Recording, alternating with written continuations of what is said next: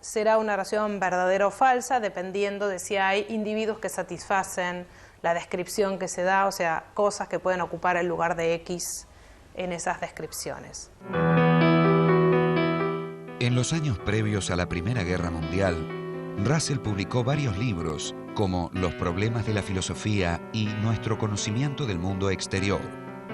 En estas obras fundó la corriente filosófica llamada empirismo lógico. Uno podía ver que en realidad muchas de las cosas de las que hablamos, como por ejemplo puede ser esta silla que está acá al lado mío, ¿qué es desde el punto de vista de mi pensamiento?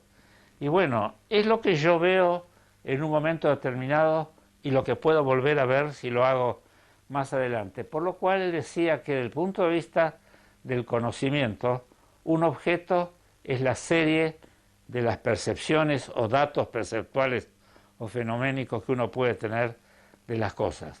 Esas series tienen estructura lógica, tanto en la descripción de cómo son las percepciones con la cual la serie está formada, como también de las propiedades de semejanza o continuidad que pueden tener las partes de ese tipo de serie. Entonces, el análisis de Russell a lo que apunto es esta mesa o esta silla es una construcción lógica a partir de lo que él llama datos sensoriales, yo qué sé, las manchas que uno tiene en el campo visual cuando trata de describir fenomenológicamente lo que percibe.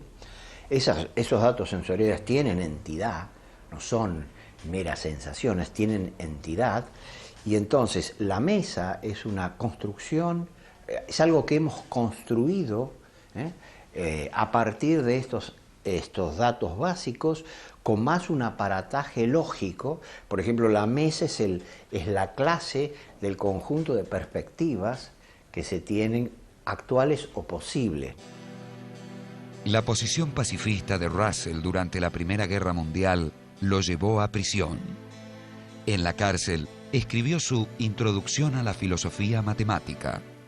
Finalizado el conflicto bélico, visitó la Unión Soviética y China, presentando luego sus observaciones y críticas en sendos libros. Por estos años, publicó también su Análisis de la mente. Ahí defiende una posición monista neutral. O sea, ontológicamente hablando, los elementos básicos de la realidad no son ni físicos ni mentales, son lo que son. Si yo meto los elementos que capto en una serie causal de causas eficientes, los veo como físicos.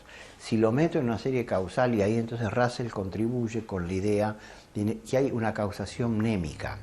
La memoria juega un papel fundamental para Russell en la formación de esas secuencias de episodios, digamos así, mentales. Y ahí yo construyo lo mental. La lectura y discusión de la obra Tractatus Logico-Philosophicus de su exalumno y colega Ludwig Wittgenstein llevó a Russell a reformular su filosofía como atomismo lógico.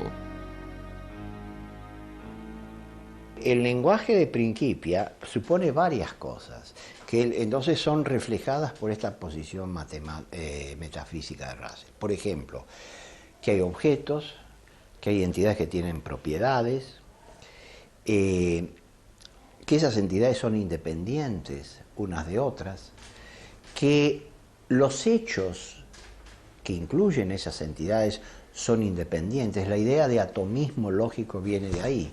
Hay hechos atómicos, son los hechos básicos, que están compuestos por datos sensoriales y propiedades de estos datos sensoriales. Entonces, lo que hace el lenguaje es componer esto.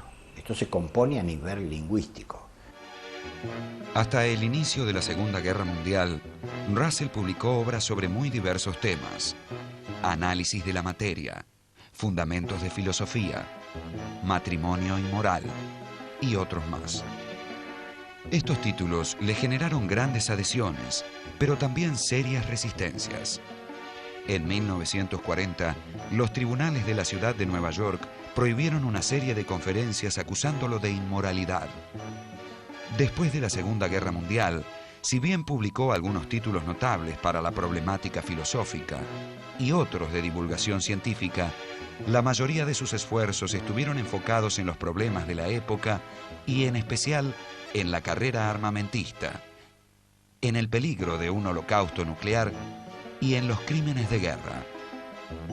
Convocó a intelectuales de todo el mundo para constituir lo que se llamó Tribunal Russell, que condenó los crímenes de las fuerzas militares estadounidenses contra la población civil en Vietnam.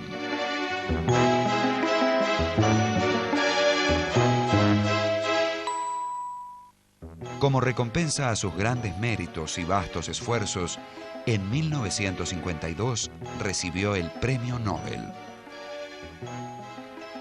En 1952 ganó el Premio Nobel de Literatura, que en realidad pienso yo que se lo dieron porque escribía muy bien, y sus libros filosóficos no son esos libros de dificultad de lectura terrible que uno puede encontrar, por ejemplo, en filósofos como Hegel.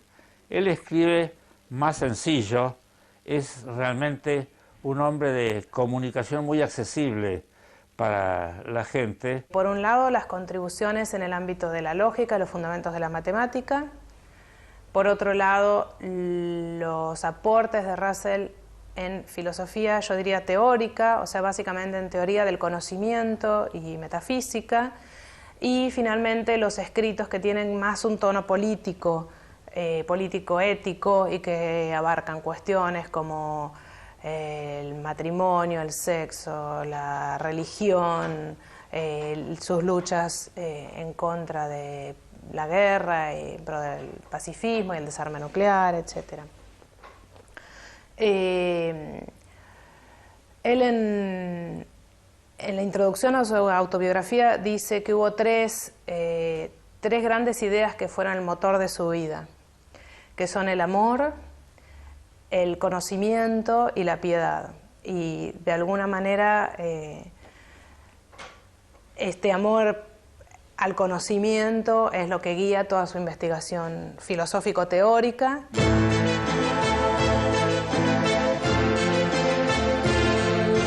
Bertrand Russell falleció en 1970 a consecuencia de una gripe. Su figura está aún hoy en la base de lo que se llama filosofía analítica. Más que una corriente propiamente dicha, un modo de hacer filosofía que insiste en la búsqueda de la claridad, en el énfasis del aspecto analítico al tratar ciertos problemas filosóficos y en la firme voluntad de no ceder a la inconsistencia lógica.